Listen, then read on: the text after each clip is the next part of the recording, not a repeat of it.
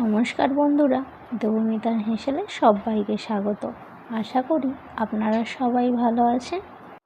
রোজ রোজ পটলের তরকারি খেতে একঘেয়েমি লাগলে আমার মতো এই রকম পটলের ভর্তা বানিয়ে নিতে পারেন। এটি খেতে সত্যি দারুণ টেস্টি হয় আর খুব সুস্বাদুও হয়।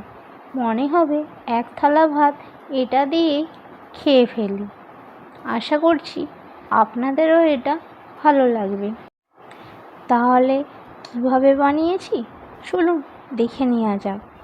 এখানে আমি আগে থেকেই পটলগুলোকে ভালো করে ধুয়ে পরিষ্কার করে নিয়েছি। এখানে পটল নিয়েছি 5টা, দিয়ে ওভেনের মধ্যে খুব ভালো করে জালির ওপরে দিয়ে পুড়িয়ে নেব। পোড়ানো হয়ে গেল, এরপর একটা টমেটোও দিয়ে দেবো। টমেটোটাকেও ভালো করে পুড়িয়ে নেব।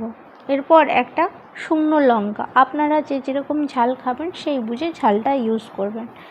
আর এখানে আপনারা শুকনো লঙ্কাটাকে ভেজেও নিতে পারেন। এরপর পটলের ও টমেটোর খোসাগুলো খুব ভালো করে পরিষ্কার করে নিলাম। এরপর হাত দিয়ে চিপে আমি পটল ও টমেটো থেকে সমস্ত জল বের করে নেব।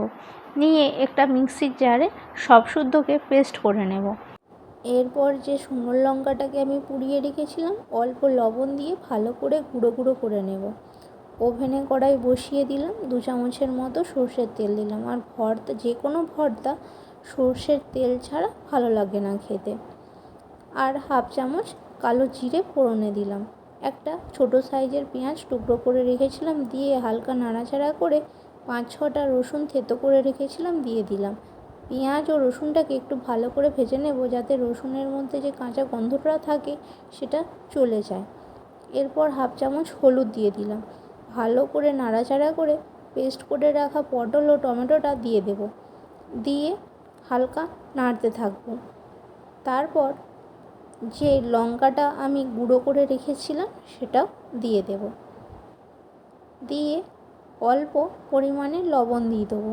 যেহেতু লঙ্কার সাথে আমি লবণ দিয়েছিলাম সেই জন্য অল্পই লবণ দিলাম, আপনারা স্বাদ বুঝে লবণ দেবেন।